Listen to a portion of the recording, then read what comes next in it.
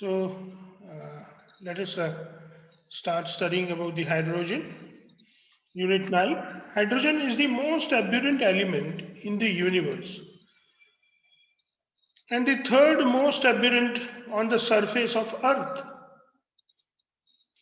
that is the globe, is being visualized as the major future source of energy. So hydrogen is the most abundant element in the universe. At the same time, hydrogen is available on the earth in a great amount, especially in case of water. It is available as in a huge amount, and in a future we can consider hydrogen as a very good source of energy. Hydrogen has the simplest atomic structure among all the elements around us in the nature. It's a very simple structure.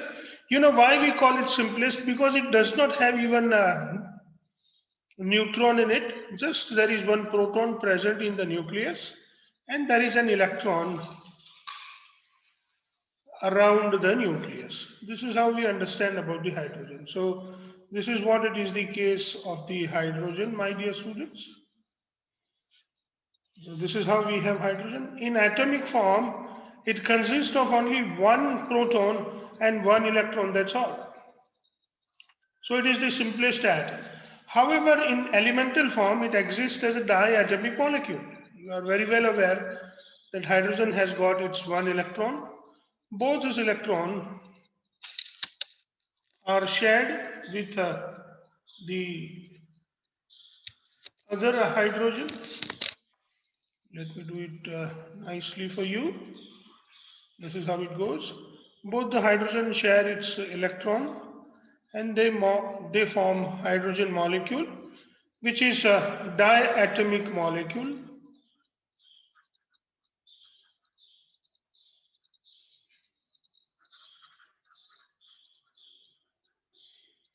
And it is collectively known as dihydrogen because it is form of, or it is made up of two hydrogens, so it is called dihydrogen.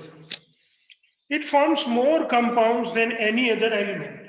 Generally, we feel that carbon makes maximum compound, but if you realize, you will come to know that all the carbon compounds mainly consist of hydrogen, and that is why we can say that hydrogen is the element that forms the more compound than any other element. So please remember that hydrogen is the element that has a maximum number of compounds available on the earth. Global concern of energy can be easily solved by overcoming by using the hydrogen as a fuel or hydrogen as a source of energy. So if we can use, see my dear students, we have not been using it, but if we can use hydrogen as a source of energy, all our energy concerns or all our energy problems can be resolved by using hydrogen as a source of energy, because hydrogen is available in a great amount for us to be used as a fuel. At the same time, the products that can be formed by using hydrogen as an energy source will not be harmful to the nature. Hydrogen is even of a great industrial importance too. In industry also we use hydrogen here and there frequently, and it is a very important substance for various industrial processes and various industrial purposes. Now, a very important point about hydrogen, or why do we study this chapter separately? That is what it is the question answered here. You can see that we have S block and P block elements also there after this chapter, but we study only single elements separately, and that is what it is hydrogen. So why do we need to study hydrogen separately and not with any other group or any other period or any other block? Why do we study hydrogen separately, or position of the hydrogen in the periodic table? Atomic number of hydrogen is 1, and thus it is the first element of the periodic table. However, its placement in the periodic table has been a subject of discussion. So if you want to place it, or where should we place it, it's a matter of discussion. Hydrogen is the first element in the periodic table. Its electronic configuration is 1s1. It has only one electron present into the s orbital.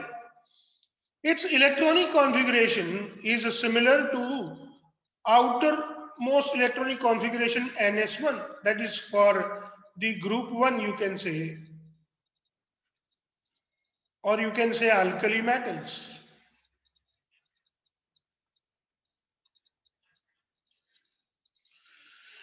Of alkali metals, which belongs to the first group of the periodic table.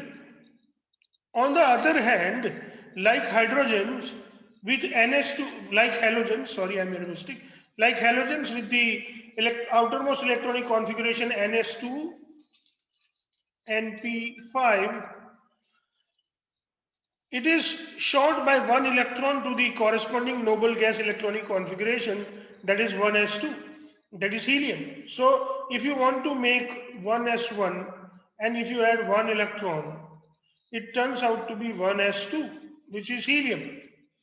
So it requires only one electron to be turned out to be the next inert gas, and thus hydrogen therefore resembles to alkali metals and halogens and make unipositive ion H plus. So hydrogen resembles with the alkali metals and make unipositive ion, that is your H plus, which is called hydrogen ion, and uni-negative ion called H minus or hydride ion. So hydrogen can make H plus, hydrogen can make H minus. So hydrogen can make hydride ion, hydrogen make hydrogen ion. Like alkali metals, hydrogen forms sulfide, oxides and halides. Like the alkali metals make like NaCl, Na twice S, or Na2O. Same way you can see we have HCl, we have H2S hydrogen sulfide gas, and we even have H2O. So hydrogen even make the similar kind of compounds as they are made by the alkali metals, especially their sulfide, oxides and halides. Like halogen, hydrogen make hydrides, it and it has higher ionization enthalpy. So similar to the halogens, hydrogen make hydrides, like you can have sodium hydride, you can have magnesium hydride MgH2, you can have aluminum hydride, as you have NaCl, or you may have MgCl2, or you may have AlCl3. So like the halogens, this hydrogen also makes hydrides, and it is similar to the halogens. There is one more important thing, that it has got higher ionization enthalpy. The higher value of ionization enthalpy is a characteristic of actually halogens. So here you can easily understand that hydrogen makes compounds like halogens too. Unlike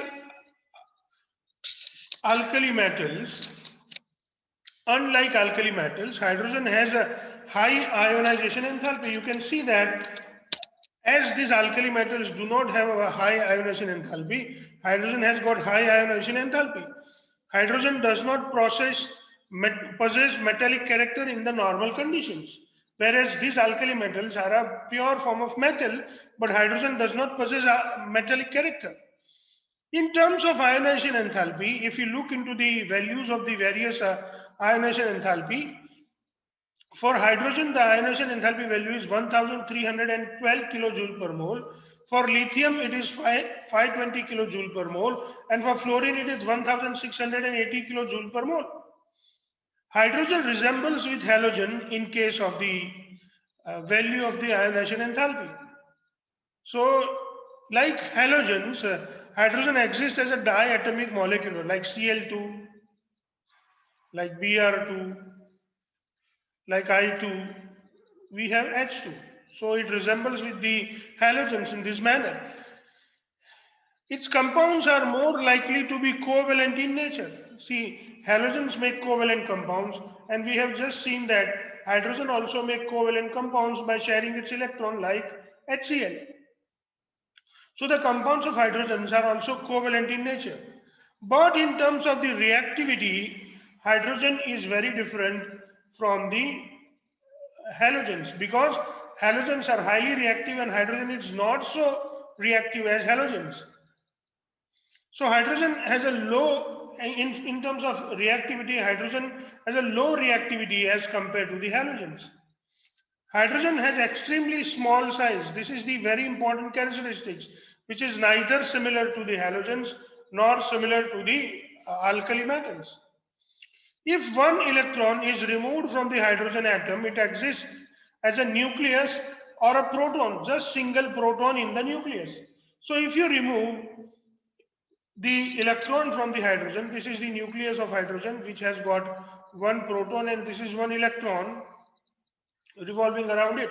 If you remove the electron, then we have just only one proton inside the nucleus, and now you can understand the size of hydrogen is nothing but the size of a proton, with the size of almost 1.5 into 10 to the power minus 3 picometer. That is what it simply means, 0.015 picometer. Please remember that the size of hydrogen is very small, and it is 0.015 picometer, which is very small as compared to the atomic size or ionic size of the elements, which their size ranging from 50 picometer to 200 picometer. So even all the elements, they have their atomic or ionic sizes ranging from 50 picometer to 200 picometer. Our hydrogen is having its ionic size as 0.015 picometer, which is a very small size. So hydrogen has got extremely small size. Hydrogen does not, H plus ion does not exist free, and it's always associated with the other atoms, or it is always present into the other molecules. Thus hydrogen is unique in its behavior and structure, and thus hydrogen is placed or studied separately and not with any other group or any other period, and it is best placed separately into the periodic table. So thus, my dear students, instead of studying hydrogen with some period or some groups or some other substances, hydrogen is studied separately, and this separately studied hydrogen is actually the reason why we have a separate chapters for hydrogen to be studied into the 11th class. So hydrogen is not, or the position of hydrogen is not fixed. It is separately placed, and we do not allow its a fixed position into the periodic table, because it resembles with the alkali metals, it resembles with the halogens. At the same time, it has got various other characteristics also, which are not similar with either the alkali metals or with the halogens. Now, my dear students, we want to study about the occurrence of hydrogen. Where do you find hydrogen in the universe? Dihydrogen is the most abundant element in the universe, 70% of the total mass of the universe, and it is the principal element in the solar atmosphere. So if you go outside the earth, the occurrence of hydrogen is everywhere. All the stars and planets are mostly made up of hydrogen, and almost 70% mass of the universe is made up of only hydrogen. The giant planets like Jupiter and Saturn consist mostly of hydrogens. So planets like Jupiter and Saturn also have only hydrogen clouds in them. However, due to its light nature, it is much less abundant, that is 0.15% by mass in the Earth's atmosphere. So in the Earth's atmosphere, if you look at the proportion of hydrogen, it is 0.15% by mass only. But of course, in the combined form, it consists of 15.4% of the Earth's crust and oceans. So you can easily understand that it makes almost 15.4% of the Earth's mass as in the combined form. So it's a huge mass. In the combined form, beside in water, it occurs in plants, animal tissues, carbohydrates, proteins, hydrides, including the hydrocarbons and many other compounds. So my dear students, this particular substance is found in living organisms also in the various forms. Now dear students, let's study about the various isotopes of hydrogen. So let's study about the isotopes of hydrogen. Hydrogen has three isotopes. One is protium 1H1. Another one is deuterium 1H2, which is also represented by D, and the tritium 1H3, which is capital T. These isotopes differ from one another in respect of the presence of neutrons. So how these isotopes differs? They differs by the number of neutrons present with them. Ordinary hydrogen, that is protium, has no neutron. Please remember that the ordinary hydrogen which is majorly present is not having any proton. Deuterium, also known as heavy hydrogen, has one neutron, and tritium has a two neutrons. And that is why we write 1H, 1, 1H2 is your deuterium. So the number of neutron is equal to A minus Z. Here your A is equal to 2 and Z is equal to 1, and finally you get 1 neutron. But if you really look into the tritium, which is 1H3, your A is equal to 3. For tritium, A is equal to 3 minus 1, and that is 2, and that is why our tritium has got 2 neutrons, whereas deuterium has got 1 neutron. This is how we calculate. In the year 1934, an American scientist, Harold C. Urey, got Nobel Prize for separating hydrogen isotopes of mass number 2 by physical methods. So, Harold C. Urey was the first scientist to separate the deuterium, our 1H2, and he has separated it from the hydrogen by some physical method. So that was the first incident, and for that he was awarded a Nobel Prize. Predominant form of hydrogen is protium. So mostly we get hydrogen in the 1H1 form. Terrestrial hydrogen contain 0.0156% of deuterium. That means if you have 100 gram of hydrogen, please remember that, sorry, if you have, if you have total 100 gram of hydrogen, then out of that, only 15.6, please remember, only 15.6 milligram. See, I'm talking about milligram. Please remember, out of 100 gram of hydrogen, only 15.6 milligram is deuterium present. So, and that deuterium is present also in the form of HD. So instead of H2, what happens? Here we have deuterium and here we have hydrogen. Both they share their electron. The basic difference, if we really look into them, we will find that they both will have a nucleus. They will share their electron this manner. And here you have only one proton, but here you have one proton as well as one neutron, and they share their electron. This is what we call it deuterium, this is what we call it protium. And this is how this deuterium is mostly found into the nature. So in most of the cases, deuterium is found as in the form of HT combined with the hydrogen. The tritium concentration is about 1 atom per 10 to the power 18 atoms of protium. So if you have 10 to the power 18 atoms, that means 1, 1, 2, 3, 4, 5, 6, 7, 8, 9, 10, 11, 12, 13, 14, 15, 16, 17, 18. Out of this much of protium, when you have this much of 1H1, you will have 1H3. So the proportion of tritium is very less. But what is the speciality of tritium? Let us see that tritium is a radioactive isotope of hydrogen. So out of all these isotopes of hydrogen, only tritium is radioactive. Please remember that only tritium is radioactive. Tritium emits low energy beta particles. Tritium emits low energy beta particles. Beta particles is nothing but your electron, and the half-life of tritium is 12.33 years. That means if you have 1 kg of tritium with you, after 12.33 years, you will have 500 gram tritium with you. So in this much of year, it reduces its half of its mass. Now this time actually depends upon the initial mass. So as the mass decreases, the rate of conversion also decreases. Please remember. So in next 12.33 years, it will be 250 gram. So in this 12.33 year, it has loses 500 gram, but in next 12.33 year, it will use only 250 gram.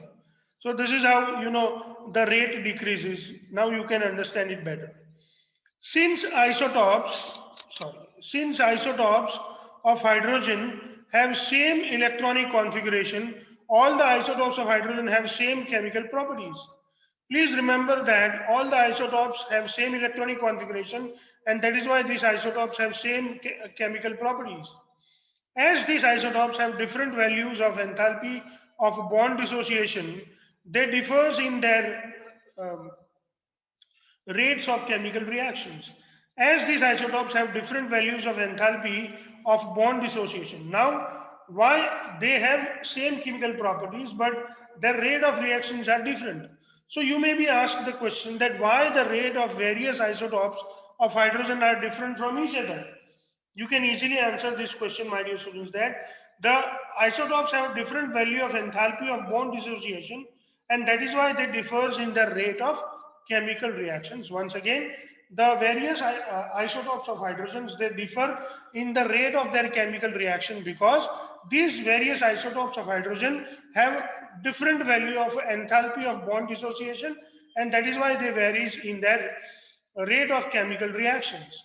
In physical properties, these isotopes of hydrogen differs in a large way due to their large mass difference. So please remember that these all isotopes of hydrogen, they differ in their physical properties, but they have almost similar chemical properties.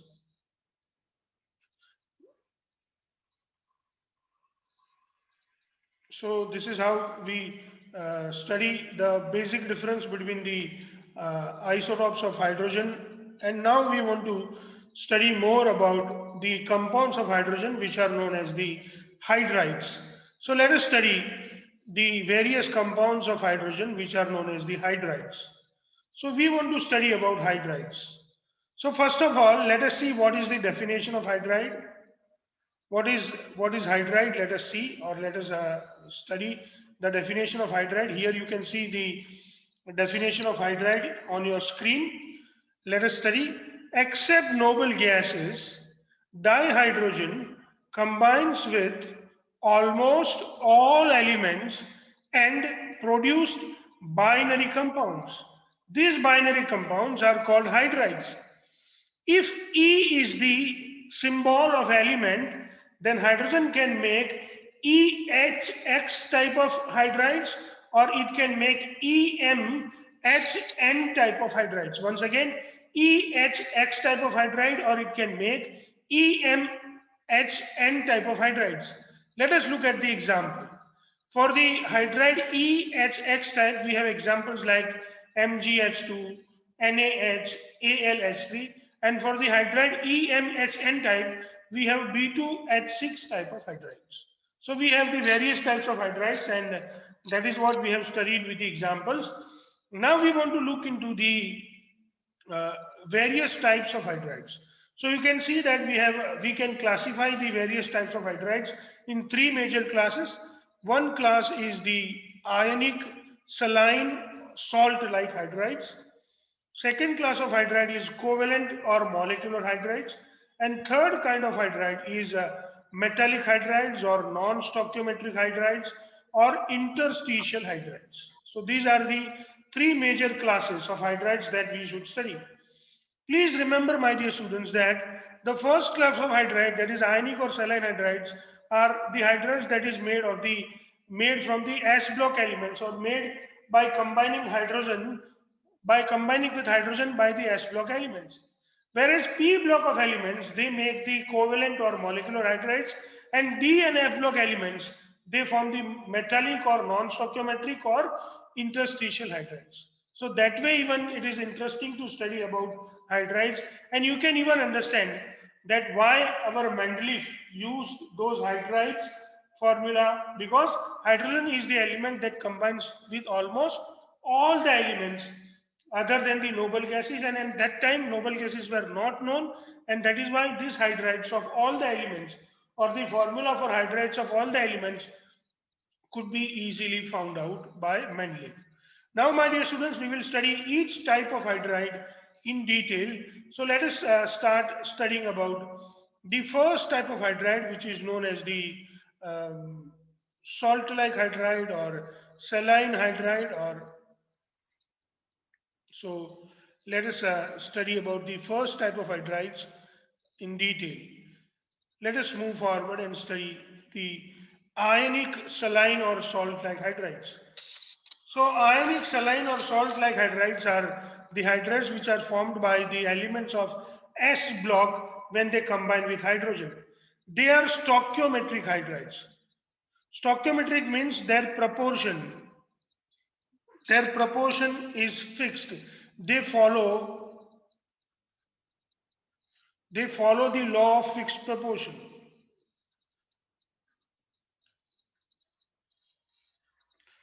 These compounds, they follow the law of fixed proportion, and that is why they are known as the stoichiometric hydrides. Their proportion of elements is fixed or is a whole number. Second, these hydrides formed with the mostly S block elements. So mostly these hydrides are ionic in nature, but there are some exceptions like lithium hydride, beryllium hydride and magnesium hydrides are covalent in nature. Whereas beryllium hydride and magnesium hydride, they are polymeric in nature. Means they do not form the molecule or single molecules, but they make polymolecules, or they make the group or association of molecules, and they have huge number of molecules associated together, and that is why they are known as the polymeric molecules. So please remember that there are exceptions. All the S block hydrides are not ionic, but lithium, beryllium, and magnesium hydrides are covalent in nature. And out of these three, beryllium hydride and magnesium hydrides are polymeric in nature. All the other hydrides are generally crystalline in nature. They are non-volatile, means they cannot be easily converted into vapors, and they are non-conducting solid state. So if you pass electricity in their solid state, they do not conduct electricity, but in the molten state, they conduct electricity. So their melts conduct electricity. Now, as their melts conduct electricity, my dear students, on electrolysis, means when we pass the electricity through their melts of these hydride produce hydrogen gas at anode. Please remember that if we take their melts into the vessel, and then if we put two electrodes, one electrode is anode, another is cathode, and then you can see that an anode hydrogen gas is produced. And as this hydrogen gas is produced, it confirms the presence of hydride ion into this melts. So it confirms the existence of hydride ion. You can see that in the melt we have two H minus ions, and at anode we get hydrogen gas, and thus we can say that all these hydrides contain hydride ions. They react violently with water and produce hydrogen gas. All these hydrides, they react violently with water. So you can see that we have sodium hydride that reacts with water and produces sodium hydroxide and hydrogen gas. Please remember, when they react with water, they produce hydrogen gas. Lithium hydride is rather unreactive at a moderate temperature with oxygen and chlorine, and that is why it is used in the synthesis of other useful hydrides. So lithium hydride is comparatively less reactive as compared to the other hydrides, but it is useful for the preparation of the other important hydrides like aluminum hydride and lithium borohydrides. These lithium aluminum hydride and lithium borohydrides are very good uh, reducing reagents, or they are very good hydrogenating agents, and these are produced by the reactions of, or these are produced from the lithium hydride. You can see that 8 LiH reacts with Al2Cl6. That is what it produces, LiAlH4 and 6 LiCl. Same way, LiH lithium hydride, when it reacts with this borohydride or diborane B2H6, it produces 2 LiBH4. So please remember these reactions because these are going to be very important reactions of the our salt-like or saline hydride which are produced from the S block elements. Now, my dear students, we are going to study about the hydride that are produced by the P block elements, and they can be called the covalent hydrides or molecular hydrides. Compounds of hydrogen with non-metals. So these are the hydrides. They are formed by the combination of hydrogen with the non-metals. Still they are called hydrides, and they are generally covalent in nature. Generally what happens, hydride ion is H minus. But if you think of CH4 or if you think of NH3, my dear students, here hydrogen is having +1 oxidation state. But still, as hydrogen is not in the form of hydride H minus, here hydrogen is available as H plus, but still they are known as the hydrides only. So please remember that these are the compounds of hydrogen. They have hydrogen present as H plus ion, but still they are called as hydrides only, and they are called the covalent or molecular hydride. This is the very important point if you want to understand. They are covalent in nature, means if hydrogen forms the compounds with the group or p block elements, hydrogen forms the compounds by sharing of electrons, and that is why the covalent or molecular hydrides have covalent bond and they are covalent in nature. These hydrides are volatile compounds. Volatile compounds means they have very low melting and boiling points, or you can say that their boiling points are lower as compared to the other hydrides, and they can be easily converted into the vapors, and that is why they are known as the volatile compounds, or they have the low melting and boiling point. There are three classes of the covalent or molecular hydrides. Let us study about each class in detail. First, we want to study about the electron deficient hydrides. So, some of the molecular hydrides which are made by group number 13, they are electron deficient in nature. So, if we draw the Lewis dot structure for these hydrides, we come to know that octet of central element is incomplete. Let us take the example of our aluminium hydride. So if we have aluminium, and if aluminium forms the AlH3, then you will see that aluminium will share its 3 electron with all 3 hydrogen, and then we have AlH3. Here you can see that aluminium is having only 6 electron in total, and that is why when we draw the Lewis dot structure of any hydride that is made from group number 13, we realize that the central element is their octet is incomplete. That means they are electron deficient. And as they are electron deficient, they accept electron very easily. So that is why they behave as a Lewis acid and are good electron acceptors. So they behave as a Lewis acid. Lewis acids are the acids that accept electron very easily. And that is how, my dear students, they behave like a Lewis acid and they accept electron very easily. Elements of group 13 make such hydrides, and the examples are B2H6 boron hydride, or it is also called diborane.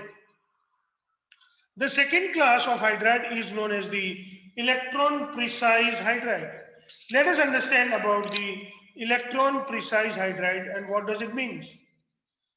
If you look at the hydride of carbon, that is your CH4, you are very well aware that carbon shares its electron with the 4 hydrogen, and thus each hydrogen share its single electron with the carbon. Thus when we look at CH4, my dear students, it will have 4 electrons around it, and that is why there are 8 electrons available around carbon in CH4. Same way, if you look into the SiH4, silicon hydride, it will also have 8 electrons in case of silicon. So if we draw the Lewis dot structures, the central element has 8 electrons precisely. Please remember that precisely it has 8 electrons. because 8 electrons are needed and 8 electrons are available. And that is why these kind of hydrides are known as the electron precise hydrides. A very good example of electron precise hydrides is either CH4, or you can even write SiS4. But CH4 is very well known and it's the best example we can consider. Group 14 elements make such hydrides and they have tetrahedral geometry. We are well aware that these hydrides will have the tetrahedral geometry with sp3 hybridization. Let's move forward and understand about the electron rich hydrides. So let us study about the electron rich hydrides. These electron rich hydrides are made up by the group number 15, 16 and 17. So group number 15, 16 and 17 make the electron rich hydrides. Now why are they called electron rich hydrides? Let us understand. These electron rich hydrides have excess electrons present as a lone pair. You can see that nitrogen has got one lone pair. So ammonia has got one lone pair in nitrogen, has got one lone pair in ammonia. Oxygen has got two lone pair in water, two lone pairs. HF, if you look at the fluorine, has got three lone pairs. So if the hydride is formed by the group number 15 element, it will have one lone pair. If the hydride is formed by group number 16 element, it will have two lone pairs. If hydride is formed by the group number 17 element, it will have three lone pairs. That means in each case, the hydride will have the lone pair. And as this hydride have lone pair, they have extra electrons available with them, and that is why they are considered as an electron rich hydrides. These electron rich hydrides behaves like Lewis base because they can donate the lone pair of electron, and that is why they behave like Lewis base, which are very good electron donor. They also show a very good characteristic which is known as the hydrogen bonding. You might have seen that all our HF molecules, they show the hydrogen bonding. So here they always have hydrogen bonding. Even my dear students, water, we are going to study in detail about water, but this water also having very good hydrogen bonding. Even ammonia show hydrogen bonding. And that is why these all hydrides, which are made up, which are electron rich hydrides, these all electron rich hydrides shows the hydrogen bonding.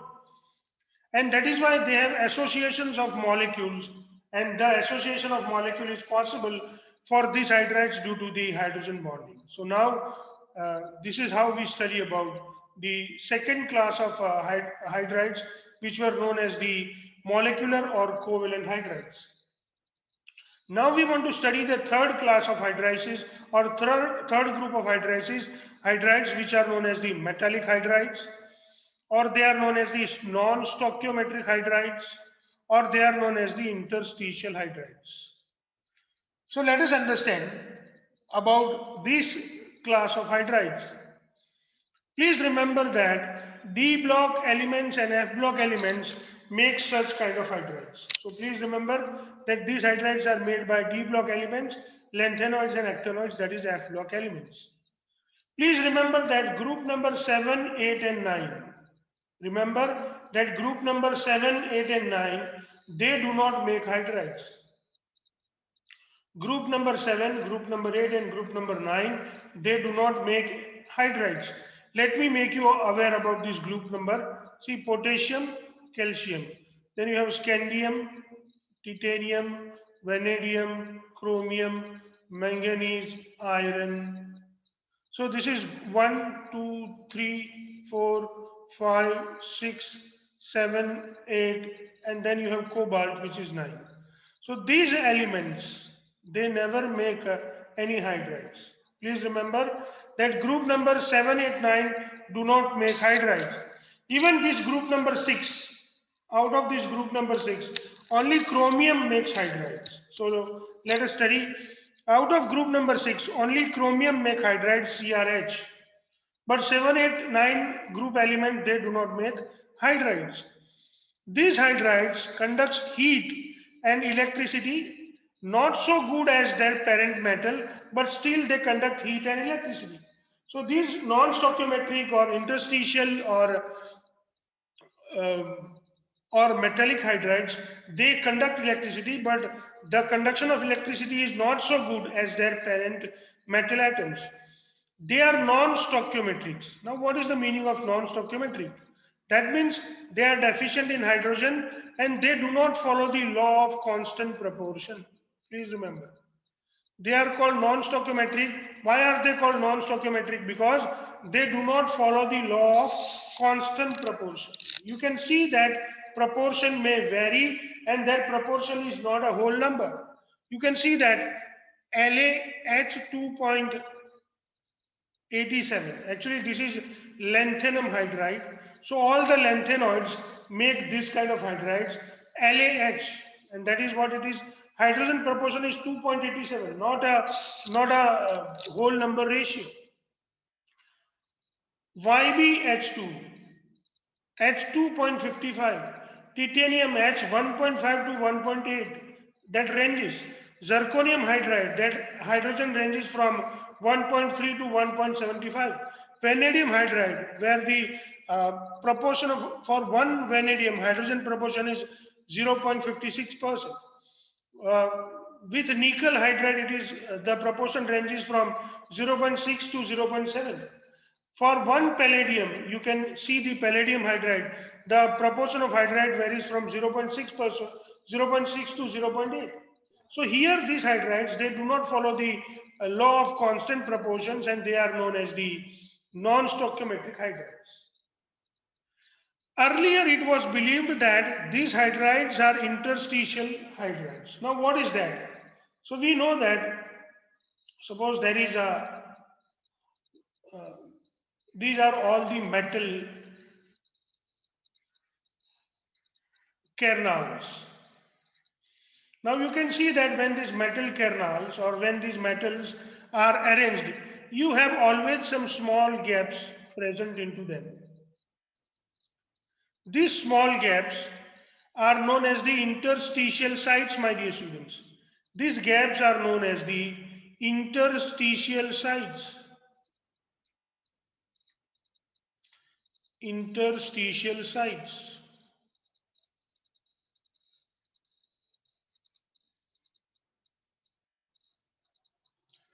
So in these interstitial sites, the very small size of hydrogen, they come and they accommodate themselves.